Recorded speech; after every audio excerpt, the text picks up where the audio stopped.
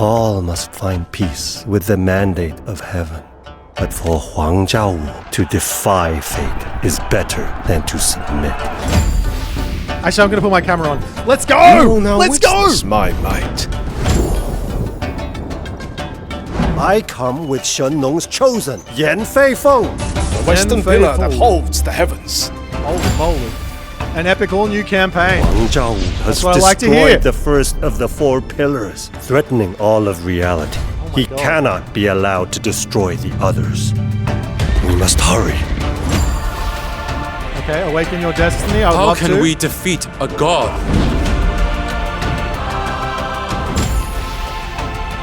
You must allow Nuwa to repair the pillars of heaven. Oh, we know Nuwa's in there already.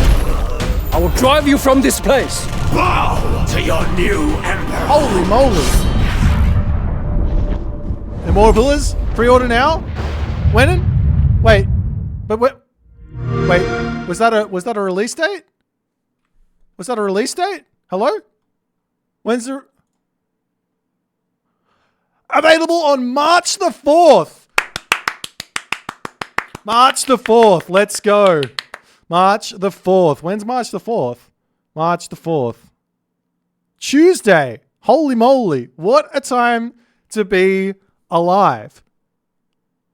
Immortal Pillars, the highly anticipated first expansion for Age of Mythology Retold, invites you to harness the power of ancient Chinese mythology, discover a world where gods, monsters, and legends collide in an epic new chapter of mythical strategy. This groundbreaking expansion brings a wealth of new content, allowing you to explore the rich mythology of China like never before, take command of the gods, build your empire, and rewrite the legends of old. Pre-order now and be among the first to experience Immortal Pillars. Play Age of Mythology Retold with Game Pass and upgrade to the premium edition for this expansion and more. My golly gosh. I would like to say Prost, Agma, and exclamation mark. Alrighty, let's go. All right, I need to check out where. Okay, how do I pre-order it? I want to. How do I find it on Steam? That's what I need to know, because they might have some more information over there, right? Let's go to Steam. Let's go Steam Age of Mythology Retold. I'm way too excited. This has made my complete day, year, life. Okay, coming soon. Retold Immortal Pillars. What do they tell us in this? Okay, about this content. Okay, you need to have Premium Edition. Owners of the Age of Mythology Retold Premium Edition will receive this product as part of the edition's package.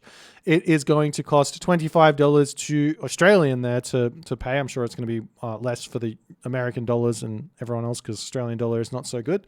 But unleash the power of the Chinese mythology and Age of Mythology Retold's first expansion. What else have we got here? Summon the fierce goddess Nuwa, command Chi Yu, the bull-headed god of war, and call upon Nuba, the relentless bringer of drought. Control the skies with Yin Long and mighty flying rain dragon, and experience so much more. Is there anything else we can see in here? Single player online, downloadable content. All right. Okay, so what are we seeing here? If we take a look in the middle, this is kind of looking like... Well, this guy's got 4 arms and there's arms over here. So there's 2 people fighting in the center, right? You've got a big dragon on the back. I think this is everything that we've already seen, right? In terms of the units that they've shown off. So I'm not really going to know exactly what this is, but this does look very, very campaign-esque. Do you know what I mean? It's got really nice city building. It looks beautiful, absolutely stunning. Okay, what a time to be alive. So March 4th, 12 new gods, including Fuji, Shenong, Nuwa, Gong, Zhurong, and more, each offering unique god powers and mythological units. Okay, so it's a 9-level campaign. Immerse yourself in a narrative journey through Chinese mythology. 9 levels. Okay, mythical units command creatures such as the Yazi, Zukyu, Taowu, each with game-changing abilities. 7 new maps, explore diverse biomes inspired by China's iconic landscapes. New Pantheon gods. Step into the Middle Kingdom with 12 new gods, each offering unique powers and define... Okay, so we've got Fuji, Master of Civilization. We know Fuji. Maybe it's... Does this mean that... Wait, does this mean there's 4? Hang on. Oh no, this is... Oh, I see. Okay, so Gong Gong has Great Flood. So it's called Great Flood. We got Zhurong, God of Fire, who rains destruction with his blazing prairie. We got Nuwa with the clay I can't speak, peasants. And we got Fuji with Peach Blossom Spring. Okay. I don't know if... I mean, to be honest, I can't see Great Flood being anything other than a Mythic Age god power. I don't know what Blazing Prairie is. Is that how I say that? With Zhurong. I'm going to have to get my Chinese pronunciation out. I'm going to be so Australian with it. You guys are going to hate me. Zhurong. I imagine... I mean, it sounds epic. So it sounds like these two are like mythic. Clay peasants. I mean, Nuwa was a major god on the other one. Fuji too. So I wouldn't be surprised if they just did that as well. Look at this. He's spitting fire. Okay. Legendary units such as the fire spewing Killen. So this is the Killen. And the flying King Long Dragon. Okay. Epic campaign of myth and legend. Dive into 9-level campaign. Fantastic. Construct the Middle Kingdom. What's this? Design vast cities inspired by ancient Chinese architecture. Recruit distinctive units. Unleash powerful bonuses. And dominate your foes with a mix of strategic depth and cultural authenticity. The real design structures add an aesthetic and tactical edge to your empire. Okay, new maps and biomes.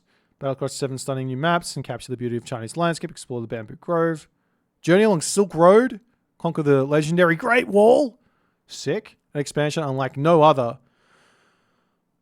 More than just an expansion, Immortal Pillars is a gateway to a culture brought to life with authenticity and passion. Whether you're a seasoned player or new to the Age Mythology saga, this expansion captivates with its unique blend of strategy, mythology, and storytelling. Fantastic. Message from the developers. It is with great excitement that we unveil the details of Immortal Pillars, which is deeply rooted in venerable and profound mythology. We are honored to have this opportunity to describe a Chinese civilization as a Chinese developer, and to have the opportunity to introduce our Chinese mythology, culture, stories, and ancient civilization to the world. This is a very proud thing because the Chinese mythology has so much content that we can explore and deliver to the world as unique culture. Our team immerse themselves in the illustrious epochs of Chinese history. Is that how I say that? Endeavoring to bring the life its formidable military units and their distinctive artistic expressions. We have woven the fervor and curiosity for history, which ignited our imaginations in our youth into Immortal Pillars. For many of us, we loved stories of myths and monsters when growing up and spent a lot of time playing Age of Empires. To bring those things together is magical, and we're so lucky to work on something so close to our hearts. We have to offer you all an enthralling journey through the annals of this ancient pantheon. The Virtuous team. Okay. We have Forgotten Empires have a decade of experience working on the Age of Empires franchise, and as always, we kept a keen eye on our signature hallmarks while working on Immortal Pillars: innovation, authenticity, and most importantly, fun. Adding such a rich culture as China to the game deserves an equally rich portrayal, to which we were glad to apply our experience in narrative, visual, and gameplay expertise as a long-time passionate game developer. Immortal Pillars is an homage to Chinese history and mythology, to the Age of Empires franchise as a whole, and most importantly to our global player base. We hope Immortal Pillars brings you all the same joy it brings us, and as ever, we appreciate your continued passion for this incredible franchise. The wait is over. March 4th. Let's get it. Oh my God. I'm happy it's coming. This looks very, very sick. I'm very excited. It looks awesome. You can see that they did not spare any expense. They went with a completely new sort of team here, Chinese team, to bring us Chinese mythology. So you know it's going to be very true to what it actually is. So I'm very excited. I'm very excited to play and learn and see what they're going to do with it. Wow. Okay. GG. Well played. All right. We've got a bit of an overview for the Chinese. Excel at expansion, constructing magnificent cities across the map. Each building extends favored land, generating favor and granting powerful bonuses based on the chosen god. The larger the empire, the more divinely powerful the Chinese become. Two worker types fuel this growth: the peasant and the Quaofu.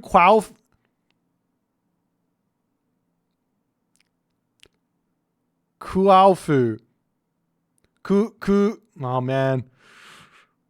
How do I say this? The Quaofu. Peasants are less efficient than other cultures as villagers, but are supported by the Quaofu, powerful giants who excel at constructing buildings. Two workers, the peasant and the Quaofu. Peasants are less efficient. So peasants are less efficient means probably like you have the Greek villager here and then the peasant underneath it. Probably similar to the Egyptian villager is my guess. Villagers are but supported by the Quaofu, which are powerful giants which excel at constructing buildings. So the Quaofu is probably very efficient, right? If you've got a less efficient villager, you would counterbalance that with a very efficient villager. Okay. And it's a powerful giant. So it's powerful and a giant. Fantastic. Military buildings can be extended with towers or training yards, providing defensive or offensive advantages. While lacking early cavalry, China excels at siege with the powerful Chukonu. The Chukonu's back, boys and girls, and siege weapons from the machine workshop. Okay, so there is a building called the machine workshop, which makes Chukonu and... Or is that siege weapons from the machine? I guess it's just siege weapons from the machine workshop. Don't know. Each town center can also summon terracotta raiders once for emergency defense. Chinese heroes are trained at the Imperial Academy. Pioneers scout and develop and deploy sky lanterns. Sages are much stronger and can heal allies and charm enemies.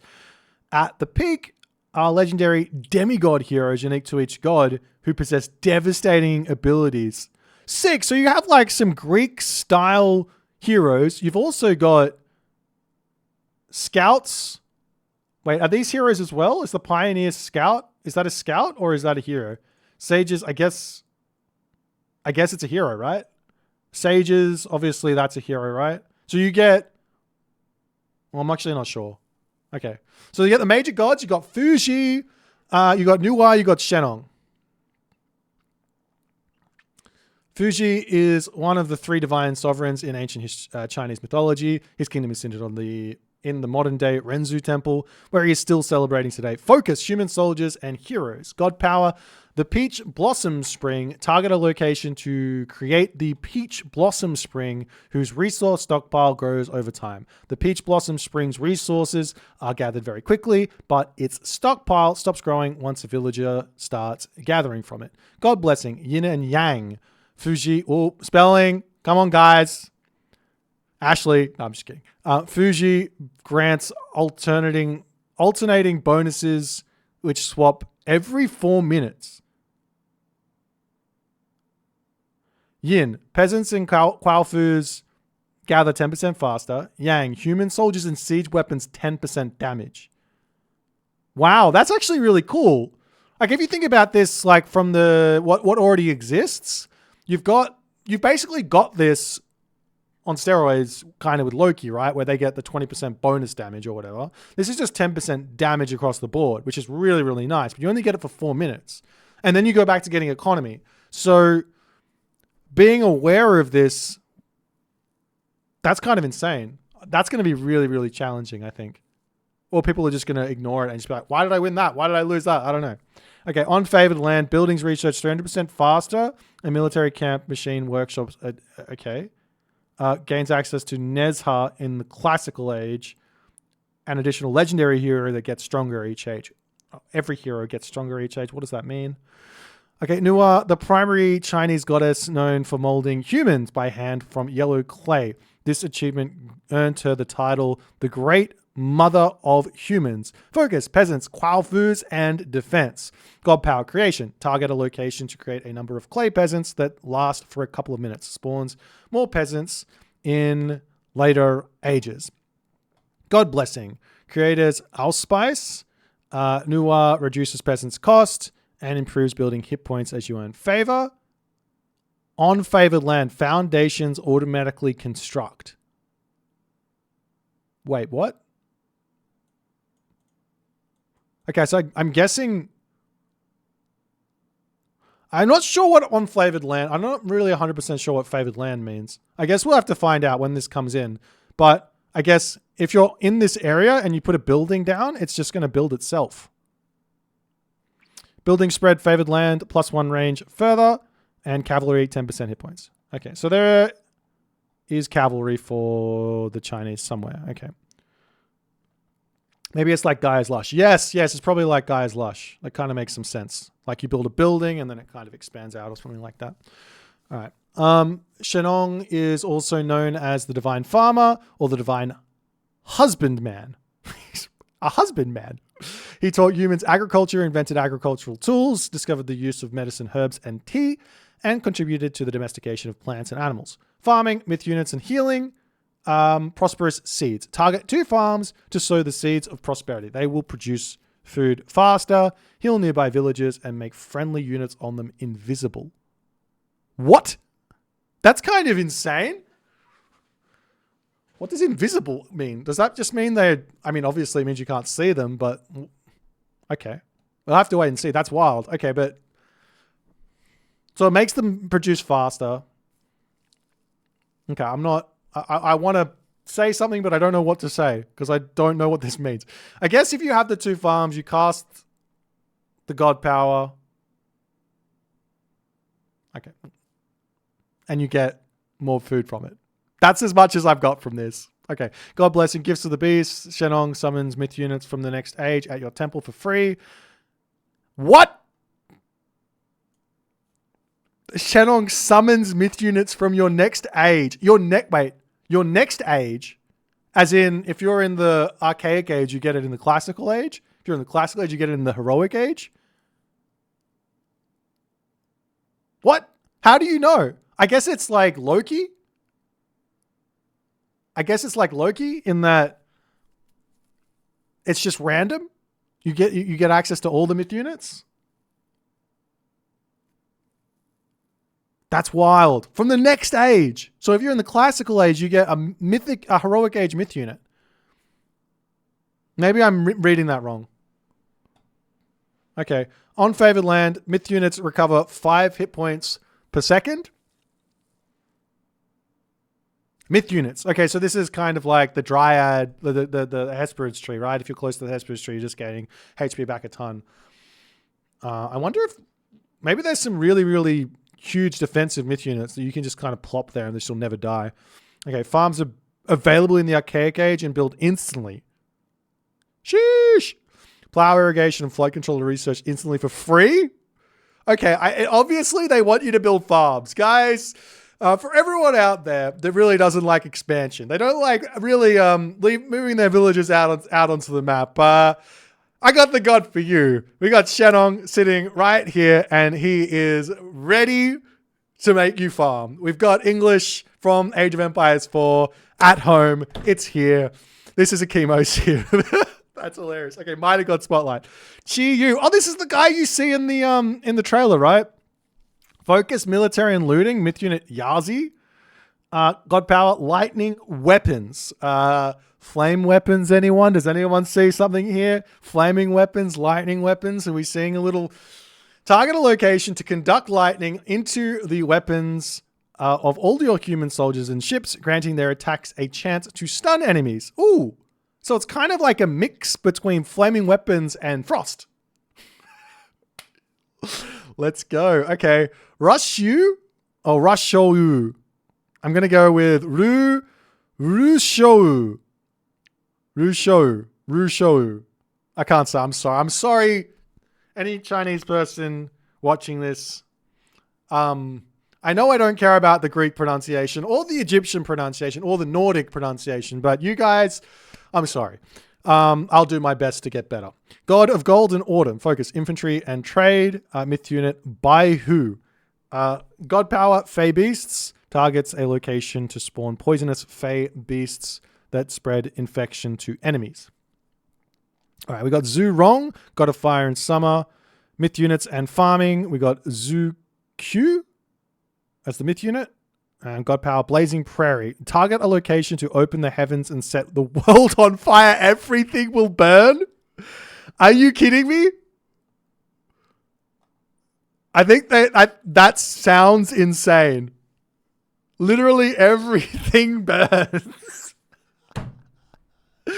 Okay, myth unit spotlight. We've got the Killen. Killen is a mythical creature with a body resembling that of a horse with a horn on its head. It is said that its appearance heralds a golden age or the arrival of a sage, making it a symbol of good fortune in China. Although the Killen's description may resemble that of unicorns, in other mythology, the giraffes from Africa presented the Chinese emperors were referred to as the Killen. In fact, in Japanese, both giraffes and Killen still called Kirin to this day. Heals nearby units, good against human soldiers and other myth units. I didn't know that. Giraffes and Killen are called Kirin. Kirin is a beer, right? They named a beer after the giraffes. There you go. So heals nearby units, good against human soldiers, and breathes motherfucking fire. Excuse my French. Sick. All right. Baihu is a white tiger. Oh, the white tiger's back. Tier list now. China is S tier. You've got Fuji, Nuwa, and Shinong. They're all kind of sitting in S tier. Okay. We've already sorted that out. Okay. Baihu also symbolizes loyalty and righteousness. He is known as a god of war who oversees weapons in battle. In legends, Baihu often appears as a bringer of justice, punishing evil and promoting goodness and order. Can send units flying with powerful strikes, good against human soldiers. Of course, it's a myth unit. Okay, Tao Tai, one of the four perils of four great malevolent beasts in Chinese legends. Tao Tai has an appearance similar to that of a sheep and symbolizes unending greed. Okay, gains extra strength as it devours human soldiers with its special ability. Wait, does that mean this is a one-hit unit? You just go up, you eat a dude, and he gets even stronger? You're only making it stronger. Okay, human spotlight. Okay, we've got the Choco Nu. This is something I think Age of Empires 4 players are going to be very familiar with. The Choco Nu repeating crossbow was known for its simple design and incredible rate of fire. It held a magazine of roughly 10 bolts, which it shot in succession and was operated by grasping the stock with the left hand and working the lever with the right. In that swift movement, a bolt would drop into place, the string would be drawn, and then the bolt would be fired, with another bolt dropping in to take its place. The weapon was specifically designed to fire rapidly into groups of enemy troops at relatively close range and did not have the power to be effective over long distances. The Choco Nu is first attested in the 4th century BCE, and it was used in combat during the Warring States period. However, legend holds that it was invented by the renowned ancient Chinese military strategist Zhuge. I don't know how that is. Zhuge Liang. Ranged soldier, versatile Chinese crossbowman with a rapid fire attack. Cool. So it's going to be close range. I love a close range archer. That means my cavalry can kill it. That's what that means. And that it also means that it's probably going to kill off the infantry. So the infantry can't. Good unit. I like this design. Okay, I can't wait to see it in action. Okay, we've got the Dao Swordsman. The Chinese Dao Swordsman is an inexpensive, fast training unit whose armor makes it thrive in combined armed forces. Historically, these infantry men were predominantly conscripted soldiers between the ages of 23 and 56.